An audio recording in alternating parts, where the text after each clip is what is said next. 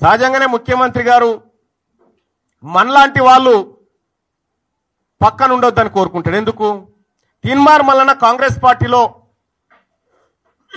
ఉండి ఓపెన్ గా జరిగినటువంటి అన్యాయాన్ని ప్రశ్నిస్తా ఉంటే ఆయనకు శవనం పట్టది.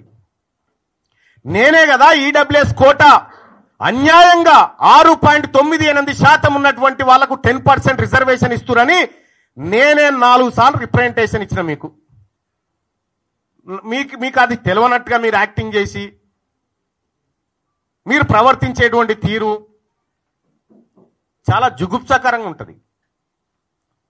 మీకు తెలియదా ఈడబ్ల్యూఎస్ కోటా ఎట్లా ఇంప్లిమెంట్ చేస్తుర్రో? ఇలా 160% ఉన్నటువంటి బీసీలకు 27% రిజర్వేషన్, 10% లేనటువంటి అగ్రవర్ణాలకు 10% రిజర్వేషన్ ఇస్తే ఈ అన్యాయాన్ని ప్రశ్నించడం బీసీగా, బీసీల రక్తం పంచుకొని పుట్టిన బిడ్డగా నా హక్కు. అది నేను మాట్లాడతా.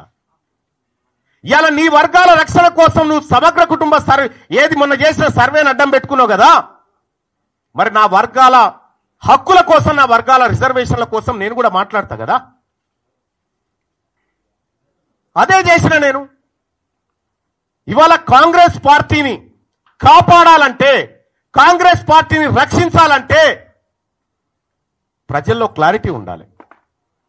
మనం సర్వే చేస్తే 90 ఏళ్ల తర్వాత సర్వే చేసినా మీరు చెప్తే సప్పట్లు కొట్టేటోడు లేడు, పాలాభిషేకం చేసినోడు లేడు. నీకు బీసీ వర్గాలు ఎవరు నమ్మలే. పైగా మొన్న మాట్లాడి నన్ను దోషిగా నిలబెట్టిరు, విలన్ చేసిరంటే విలనే అంటారు. ఆ విషయంలో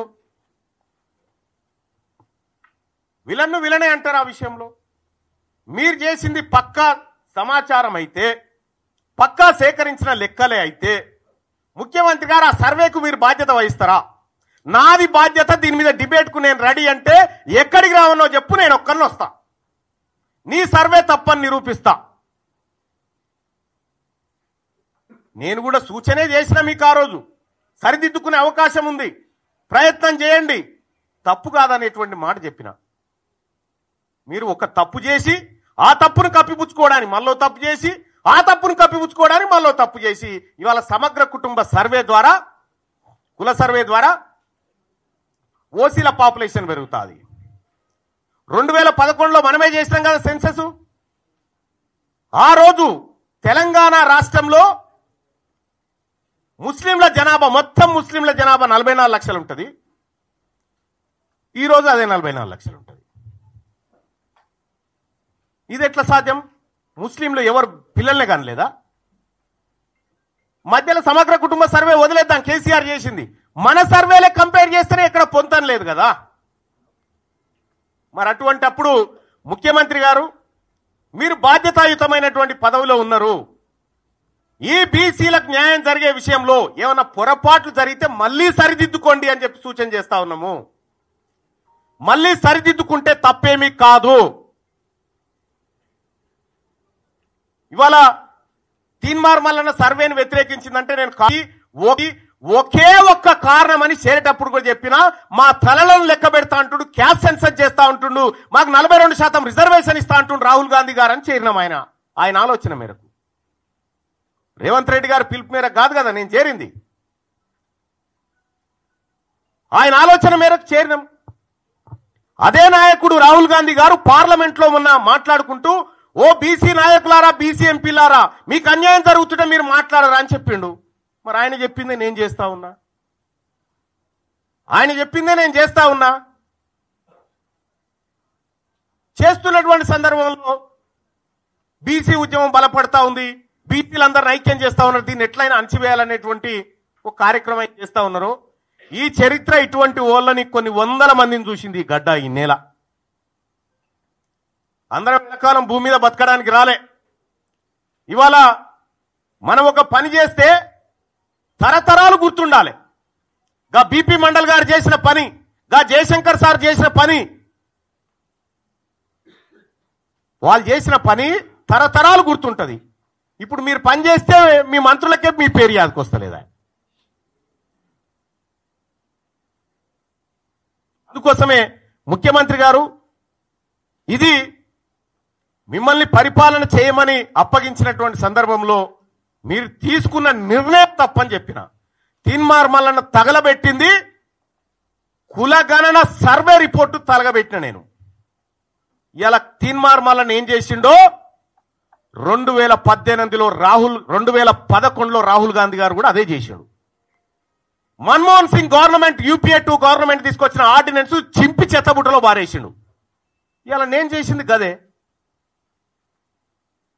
మన నాయకుడు రాహుల్ గాంధీ గారేమో మీరు నోరు విప్పండి మీకు అన్యాయం జరుగుతుంది అంటాడు. ఇక్కడనే మీరు నోరు ఇస్తా ఉన్నారు బీసీలై. ఇలా బీసీ నాయకులు మాట్లాడితే కోమటిరెడ్డి వెంకటరెడ్డి కోన్యాయం, రాజగోపాల్ రెడ్డి కోన్యాయం, వాళ్ళైతే చిన్నగానే తిట్టిరా నిన్ను. నేను మిమ్మల్ని అన్నది కూడా లేదు. మళ్ళా మీరు చేసిన కార్యక్రమాన్ని వ్యతిరేకించిన, ప్రభుత్వ నిర్ణయాన్ని వ్యతిరేకించిన. కుద్దు రాజగోపాల్ రెడ్డి గారు అనే నువ్వు బ్లాక్ మెయిలర్ అని చెప్పి వెంకటరెడ్డి గారు 50 కోట్లు పెట్టి తెచ్చుకున్నావని తిట్టే. అంటే అంతర్గత ప్రజాస్వామ్యం అనేది కాంగ్రెస్ పార్టీలో అగ్రవర్ణాలకు ఉంటుంది కానీ అణగారిన వర్గాలకు ఉండదా? ఇవాళ మీరు ఏం చేయదలుచుకున్నారు కాంగ్రెస్ పార్టీని? ఈ కాన్స్టిట్యూషన్ ఏం చెప్తా ఉంది? Constitution of all India Congress party constitution ఏం చెప్తా ఉంది? కనీసం ఎవడన్నా బుర్రులోడు ఉన్నాడా? చదువుకున్నాడా ఎవరన్నా? ఇందులో ప్రభుత్వ నిర్ణయాన్ని వ్యతిరేకిస్తే పార్టీ నిర్ణయాన్ని ధిక్కరించినట్టు అని ఎక్కడ ఉందా? చూపెట్టురి. మీ ఇంటెన్షన్ ఏంటంటే బీసీ ఉద్యమాన్ని లేవకుండా చేయాలనేటువంటి మీ ఇంటెన్షన్ ఏదైతే ఉందో మీరు ఆ భ్రమలలోనే ఉండురి. ఇవాళ బీసీలంతా చైతన్యవంతమై మేము ముందుకు పోతా ఉన్నాం. అలాగే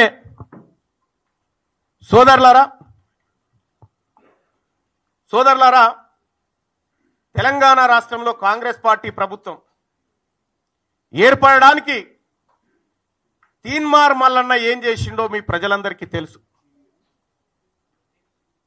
కేసీఆర్ గారితోటి అప్పటి ప్రభుత్వంతో ఒక్కడినై పోరాడుతుంటే మీరంతా ఆడున్నారా? కాంగ్రెస్ పార్టీ కార్యకర్తలను పిట్టల లెక్క ఏరుతా ఉంటే ఆ రోజు క్యూ న్యూస్ వేదిక కాంగ్రెస్ పార్టీ కార్యకర్తలకు మరో గాంధీ భవన్ అయింది కదా. మీరు ఆడమన్నారు అప్పుడు? ఏడున్నారు మీరంతా? ఇవాళ తీన్మార్ మల్లన్న రెక్కల కష్టంతో నా ఒక్కందే కాదు, ఇంకా ఇగో ఇక్కడ కూర్చున్న రఘు, ఇంట్లో చాలా మంది జర్నలిస్టు మిత్రులు అలాగే మేధావి వర్గాలన్నీ కష్టపడితే ఇలా కాంగ్రెస్ పార్టీ అధికారంలోకి వచ్చింది. కాంగ్రెస్ పార్టీని ఏ ఒక్కరు అధికారం తేలే, అందులో నా పాత్ర కూడా ఉంది. నేను 45 నియోజకవర్గాల్లో తిరిగి క్యాంపెయిన్ చేస్తే 42 నియోజకవర్గాల్లో కాంగ్రెస్ పార్టీ గెలిచింది.